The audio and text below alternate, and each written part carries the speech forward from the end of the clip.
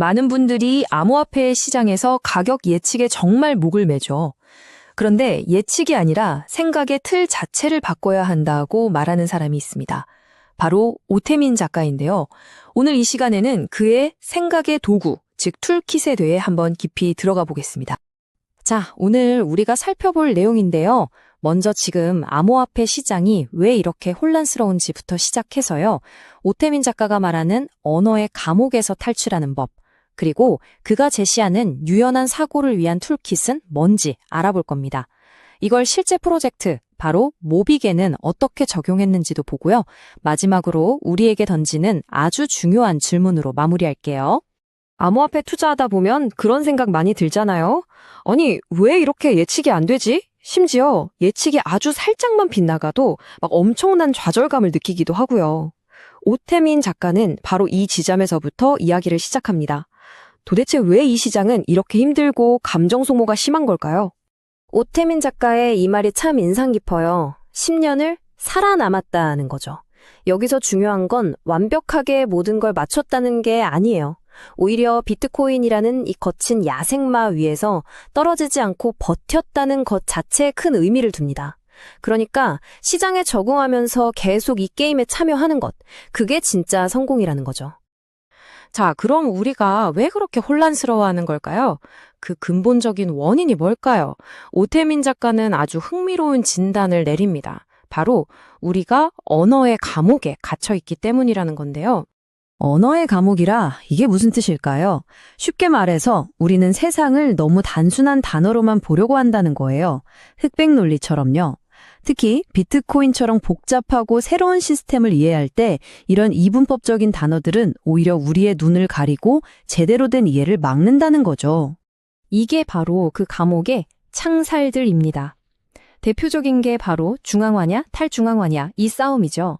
또는 이건 정부 조작이다, 아니다 같은 논쟁이요. 근데 현실은 그렇게 딱 잘라 말할 수 있는 게 아니잖아요. 그 사이에는 아주 넓고 복잡한 회색 지대가 있는데 우리는 이분법적인 단어에 갇혀서 그 중요한 중간 지대를 아예 보지도 못하게 되는 겁니다. 자, 그럼 이 답답한 언어의 감옥에서 어떻게 탈출할 수 있을까요? 오태민 작가가 제시하는 아주 구체적인 도구, 바로 툴킷이 있습니다. 이 도구들을 가지고 어떻게 하면 좀 더 유연하고 또 회복력 있는 생각의 근육을 키울 수 있는지 한번 보죠. 그 첫 번째 도구가 바로 베이지안 추론입니다. 말이 좀 어려워 보이죠? 근데 원리는 간단해요. 한번 믿으면 끝까지 가는 게 아니라 내 생각을 일종의 가설로 두는 거예요. 그리고 새로운 정보나 데이터가 나올 때마다 내 가설을 계속 수정하고 업데이트하는 거죠. 시간이 지날수록 점점 더 정답에 가까워지는, 덜 틀리게 되는 과정이라고 할 수 있습니다. 이게 바로 베이지안 사고의 핵심적인 순환 고리입니다. 보세요. 일단 내가 가진 생각, 초기 신념이 있죠. 그런데 갑자기 ETF가 승인된다거나 전쟁이 나는 것처럼 예상치 못한 일이 터져요. 이게 바로 새로운 데이터입니다. 그럼 어떻게 해야 할까요? 이 새로운 데이터를 바탕으로 내 처음 생각을 수정하는 거죠. 업데이트된 신념으로요. 가장 중요한 건 내 생각과 다르다고 해서 새로운 데이터를 외면하지 않는 태도입니다. 자, 그럼 이 베이지안 추론을 실제로는 어떻게 써먹을 수 있을까요? 오태민 작가는 이걸 비트코인의 아주 유명한 4년 주기설에 적용합니다. 그리고 이걸 탈 패턴이라고 불러요.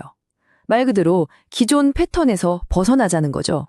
생각해보세요. 예전 비트코인 시장이랑 지금이랑 같나요? 완전 다르죠. 비트코인 현물 ETF가 승인됐고 세계 정치 상황도 완전히 달라졌어요. 스테이블 코인이라는 변수도 생겼고 이제는 실물 자산을 토큰화하는 RWA까지 나오고 있잖아요. 이게 전부 다 잔연족이라는 기존 패턴에 들어온 새로운 데이터들인 거예요. 이런데도 옛날 패턴만 고집하는 게 과연 맞을까요? 오태민 작가는 아니라고 보는 거죠. 자, 지금까지 이야기한 이런 생각들이 그냥 말로만 끝나는 게 아닙니다. 오태민 작가는 이 철학을 직접 실행에 옮겼어요. 바로 그 자신의 암호화폐 프로젝트, 모빅을 통해서 말이죠. 이론을 현실로 만든 실험이라고 할 수 있습니다. 모빅의 전략을 보면 그 유연한 사고가 그대로 드러납니다. 투트랙 전략인데요. 한쪽에서는 아주 단단한 핵심 자산으로서 자체 작업 증명 메인넷에서 모빅코인을 운영해요. 보안을 최우선으로 하는 거죠. 그런데 다른 한쪽에서는 사람들이 실제로 편하게 쓰고 거래소에도 상장하고 디파이에도 쓸 수 있도록 이더리움 같은 다른 블록체인 위에서 랩트 모빅을 만들어요. 그러니까 보안이라는 이상과 편의성이라는 현실 사이에서 아주 실용적인 균형점을 찾은 겁니다. 그리고 모빅은 혼자만 크냐는 게 아니라 생태계를 함께 만들어가고 있어요.